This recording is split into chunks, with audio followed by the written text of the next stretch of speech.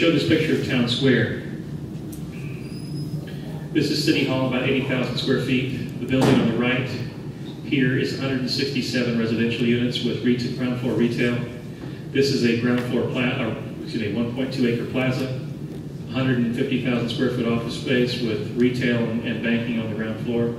In Town Square, it's a 32 acre development. It has a 300 room full service hotel with a 60,000 square foot conference center. It's about the largest ballroom is about 15,000 square feet. It's the third largest in our area. It also has over 250,000 square feet of retail, and the total amount of square feet of office is about a little over 500,000. The types of retail that are there, lifestyle retail, things that you walk in. One of the things when people look at, I've heard this here as well, the weather here. It's going to prohibit your ability to move forward with this, that, or the other thing. We heard that in Sugar Land. Our largest suburb is Houston.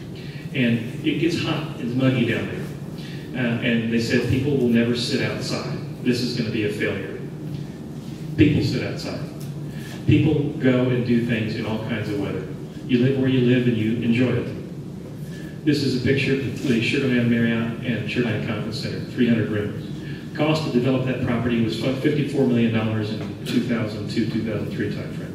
Actually, we signed the contract, and you talk about getting nervous.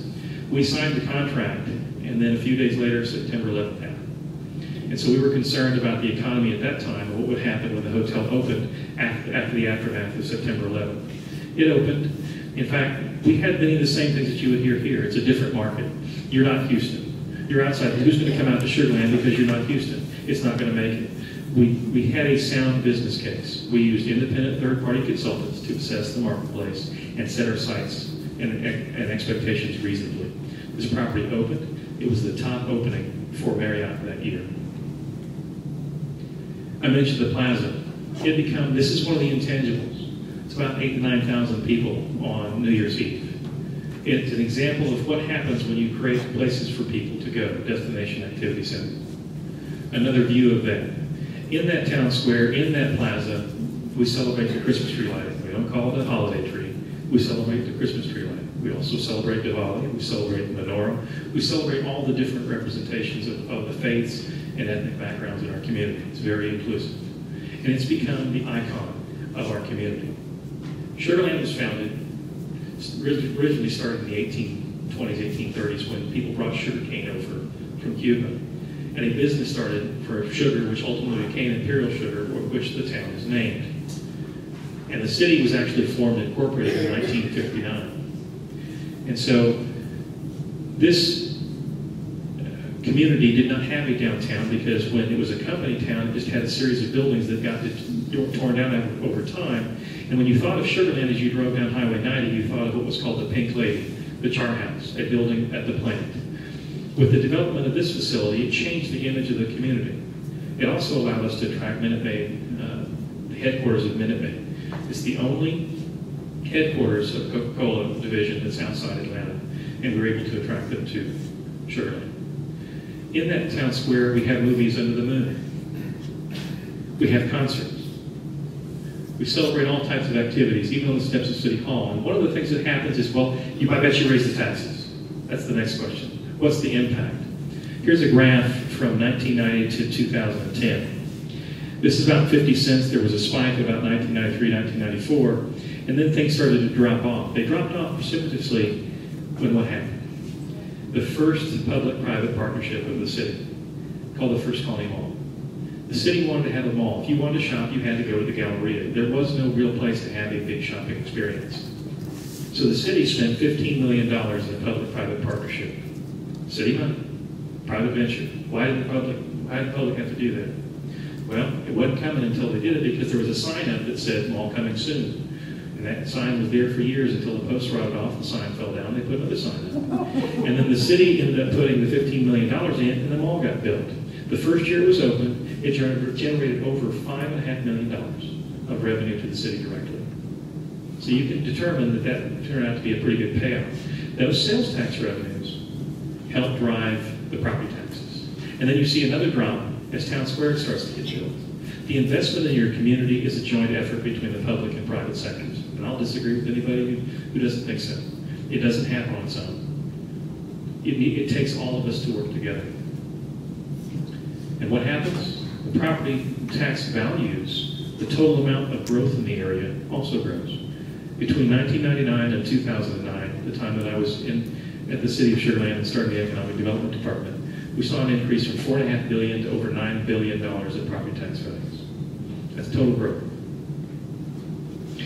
You also see an increase in sales tax collections from $20 million to over $40 million.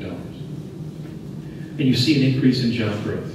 We're able to attract companies, people that wanted to live there. True, you're next to the city of Houston, a very large metropolitan area. Point is, they had a lot of places they could go. Why did they go there? We had structure, we were aggressive, we set our goals and objectives, we did our research, and we had a strong business premise for how we move forward. Waco, let's move out of the public side of our experience. While Dave was mayor and I was economic development director, let's move over to the private side. While David was mayor, about 2003, he went to the city of Waco and was giving a speech on water and wastewater, a riveting topic, I'm sure. As he came out of the Civic Center with the mayor of Waco at that time, he looked and he saw a whole bunch of boarded up warehouses and buildings, dilapidated areas, trash everywhere, and said, "Mayor, what happened here?" And the mayor explained that in 1953, a tornado had come through and really devastated the area, and the city had never really recovered. And as such, the city had a lot of property value, or property that they owned in downtown Waco, that they paid to maintain and they paid to operate, but there wasn't anything happening. There was, at that time, if you were an incoming freshman at Baylor, almost an unwritten rule, thou shalt not go west of I-35. You will get robbed, you will get mugged, bad things will happen to you. But there's a funny thing about crimes against people. You have to have people to have crimes against people. And there was no one that was really going downtown. It was a vacant place. There was less than 50 people that lived downtown, similar to what you have here.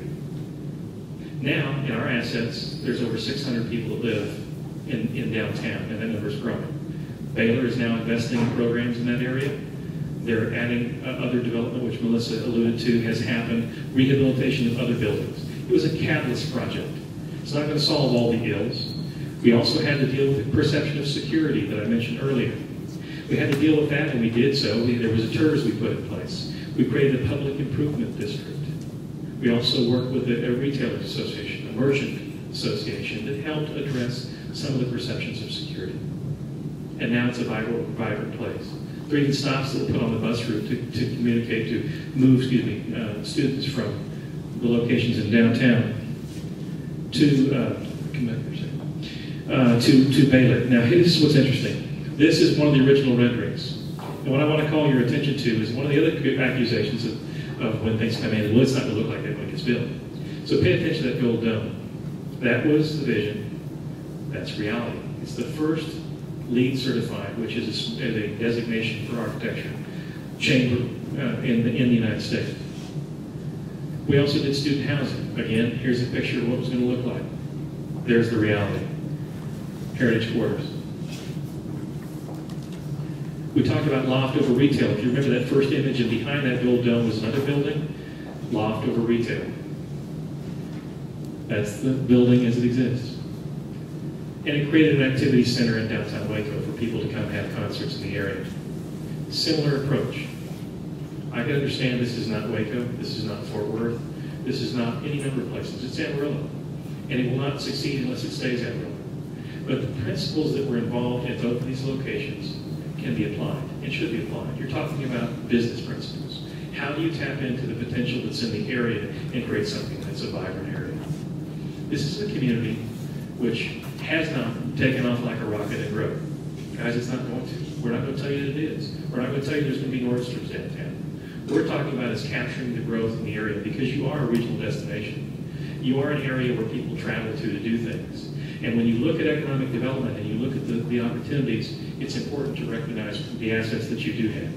When Melissa first talked to us about coming to the community, one of the other important components about a successful public-private partnership is having a community that has leadership, is well-founded in its governance, and can move things forward. We looked at the city's tax rate, we looked at their financials, we looked at a variety of things. We looked at the history of the community. It's fascinating. And I'm sure you all know this, but it was fascinating to us to find out that this is a city which embraces its challenges. In 1929, we found that Amarillo College was founded right before the Great Depression. The Depression hit, this city could have walked away. It didn't do that. 1932, the courthouse was built, Commissioner, in the Depression. 1933, the Historical Society was put together. This is a community. In 1968, the air base closes. What do? You create a civic center. You have invested in yourself time and time again, and you have overcome challenges, and that's what attracted us to this community. We believe with that type of spirit and that type of a business-like approach, you can do a lot. On top of that, you have a third lowest tax rate, city tax rate in the state of Texas. You have a AAA bond rating. And remember I mentioned Sugarland and the way the sales tax comes in? Did you know that 60% of the sales tax that's collected in this community comes from people who don't live here? When you think of downtown degradation, you need to think of it as a cancer on your home. If you get wood rot on your home while you're expanding someplace else, you got to maintain your property because it will spread over time. You need to maintain your property. That's what the city is doing right now. The city has undertaken a study to assess the civic center, recognizing that 340,000 square foot asset that this community has needs to be maintained for the long term. The project that's under consideration, I'm getting a little ahead of myself. Under consideration, and let me finish this part. The project under consideration also takes into account what that civic center needs to be successful. But the projects that we worked in Waco took advantage of those same assets. This is this little notch. This was a warehouse building built in the 1930s, vintage. It was 3-story all the way across, but they got a haircut from the tornado. And so we redid that. This actually was outside our land lease with the city. We made investments beyond the things we had done with the city and rehabilitated this. This now is a 100 and some thousand square foot building, has office, has retail, has restaurants in it. We kept the character. Historic preservation is important. That's what helps define your community. We kept the character of those buildings as things move forward.